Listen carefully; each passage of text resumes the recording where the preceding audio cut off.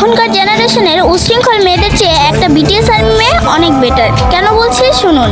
একটা আর্মি মেয়ে 5-7টা just friend রাখে না।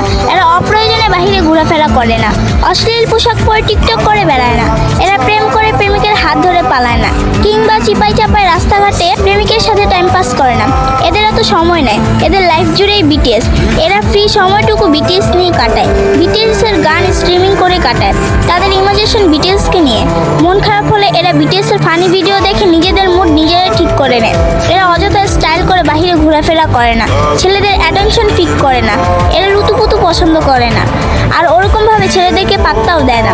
এখন বলবেন তারা কি বিটিএস এর জন্য আজীবন সিঙ্গেল থাকবে? জি না, সময় হলে এরাও পরিবারের পছন্দ মতো ঠিকই বিয়ে করে নিবে, সে চিন্তা আপনাদেরকে করতে হবে না। আর বিয়ের পর ঠিকঠাকভাবে সংসারও গুছিয়ে করতে পারবে। আবার যার যার ক্যারিয়ার নিয়ে স্বপ্ন আছে তারা সেটাও পূরণ করতে পারবে। আরেকটা গুরুত্বপূর্ণ কথা, কোনো আর্মি কিন্তু বাস্তবিকভাবে ওদের বিয়ে করার স্বপ্ন দেখে না, তারা বাস্তবতা জানে এবং তা মেনে নিয়েছে। জামাই জামাই বলে এগুলো ফান করে কিংবা অযথা বলে, কিন্তু এরা যথেষ্ট রেসপেক্ট করে তাদের আইডলদের।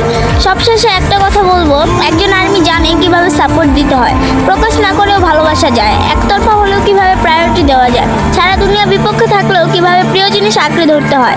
আপনি একজন আর্মিকে হেট করতে পারেন, কিন্তু তার পার্সোনালিটিকে আপনার অপছন্দ হবে না। ইদানিং কিছু ফ্যানদের সাথে আপনারা আর্মিদেরকে কম্পেয়ার করেন, ওটা করবেন না। ওদেরকে মূলত আর্মি হিসেবে ধরা হয় না। আই হোপ বুঝতে পারছেন। ধন্যবাদ।